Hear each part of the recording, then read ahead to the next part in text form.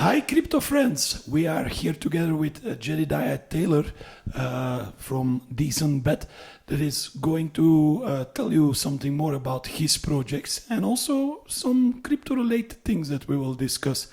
So I will give the microphone to Jedidiah so he can introduce himself. Hello, everybody. First off, Nico, thank you for having me on. So Jedidiah Taylor, I'm the CEO and founder of Decent.bet. What we are is a esports betting platform where users can bet on the world's most popular games like Fortnite, Hearthstone, PUBG, Apex Legends, etc. on a skill-based basis. And that's a key point. Because we're skill-based, we're allowed to enter into markets like the United States, major markets in Europe, major markets in Asia. So we're not required to have the regulations and the licenses associated with traditional gaming platforms because, again, esports is skill-based betting. So betting is classified as risk, chance, and reward. From a gambling perspective, and the keyword there is chance, risk, chance, reward. So chance is defined as a third-party variable that's outside of your control. So it's a deal of a cards, roll of a dice, spin of a roulette wheel, et cetera, et cetera. This sort of online gaming platform requires an extensive amount of licensing and is pretty much prohibited in the United States. But because esports is skill-based, there's no third-party variable outside of your control. You're in complete control of the outcome. It's not risk, chance, reward. It's risk, skill, reward. And that's what allows us to operate in all the major markets, which is a key differentiator. Okay. So I guess you are introducing your company all over the world. Do you travel a lot? Do you go to a lot of events? I go to too many events. I'm invited to speak at quite a few conferences. If you Google my name, you can see all the speaking engagements that I've been involved in. But I've become somewhat of an expert in cryptocurrency, not just from a holistic perspective, but from more of a micro perspective. Utility and usability of a token, which is key for mass adoption, is one of the challenges with cryptocurrency. Is there's so much kind of vision, white paper oriented business models that don't actually become reality. Our platform is built. We're currently in the testnet phase, and we're launching mainnet next month, in the next 2 to 3 weeks. This month, actually. Now it's June. So the next 2 to 3 weeks. So we'll be one of a select few cryptocurrencies that can actually have users use our platform and generate revenue. And because of our ability to actually execute a platform, I've been invited to many speaking engagements, and I travel probably 10 months out of the year to go around and speak at various places. Nice. You said you're a crypto believer. Can we know what crypto you have in your portfolio? That's a great question. So I really hone in on the cryptos that actually have utility or have a use case for actual utility. So I focus a lot on the top 20 coins, Cardano, Bitcoin, Ethereum, EOS, VeChain. And then I do look for the kind of outsiders, top 200, top 300 that are actually delivering technology. Of course, I hold a ton of DBET, which is our token, because I'm a firm believer in our project. And then you look at other projects like there's Apix, there's Avito, there's a couple projects out there that are really executing on a technological perspective with a viable use case. Yes. So that's a summary of what I hold. You seem like you have the same portfolio like I have. So yeah.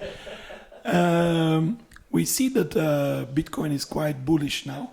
Do you think that we are going to the moon this year, or what do you think? So to the moon is subjective, right? Everybody has their own perception of what is to the moon. I think the most important thing for cryptocurrency believers is to be realistic with what your expectations are. Is crypto should not be a get rich quick scheme for anybody.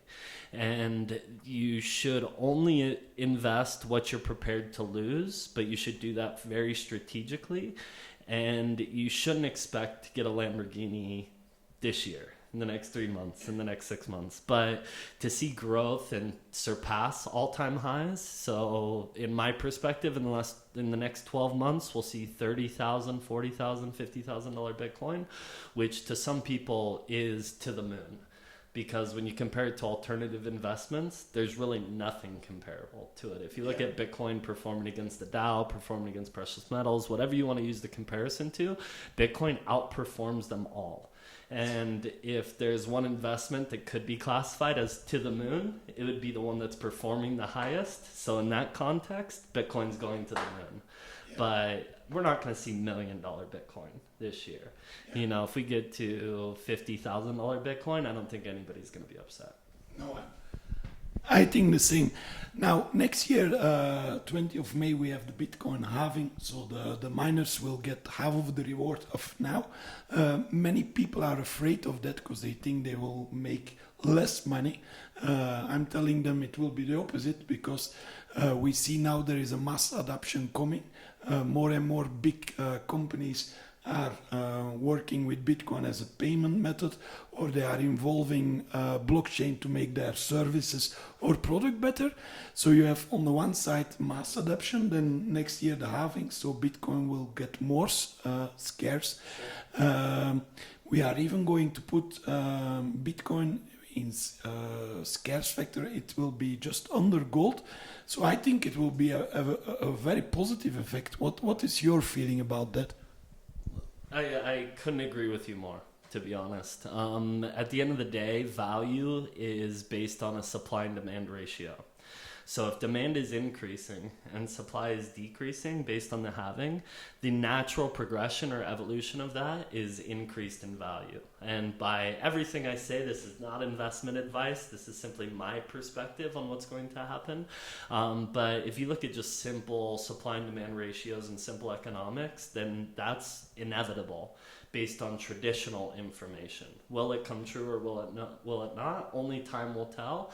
But that's my perception as well, is that we'll see increased adoption, we'll see decreased production, and in turn, we'll see increased Bitcoin prices, and that's why I'm quite bullish.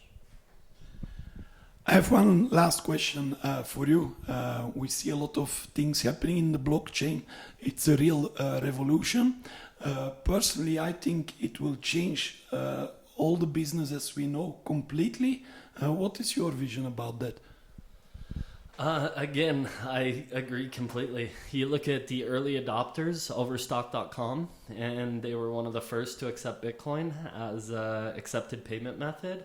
And Patrick Byrne, I believe, is the leader of Overstock.com. He couldn't be happier with his decision. I mean, he's accepting Bitcoin back in 2015, 2016, and what he accepted Bitcoin at versus where it's at today, it was a wise move, to say the least. So you look at it from kind of a two-factor perspective, is what is the impact to the revenue and profitability of a company? And simply using the Overstock.com example, you can see how that affects revenue and profitability.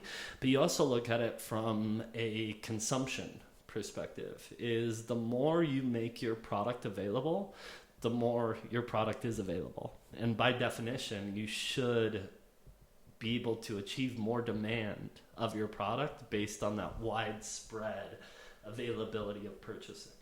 So there's a number of ways that it can positively impact companies, and I think those are two ways that are key. Okay, Jedidiah, I want to thank you to be here and to tell your vision about crypto and about your company. We will follow you close. How you are doing in 3 weeks. I'm quite sure it's a very good investment for all our clients out there. So thank you to be here. So maybe you can say goodbye to everybody. Thank you so much. Thank you so much, Nico. I appreciate everybody's time today. Hopefully it added some insight into your perspectives of why Bitcoin is headed in the direction we both agree that it's headed on. And if that was helpful in any ways, I appreciate the opportunity to share my knowledge with you. So thank you all. Thank you very much, people. And we see you next time with a new interview. Bye.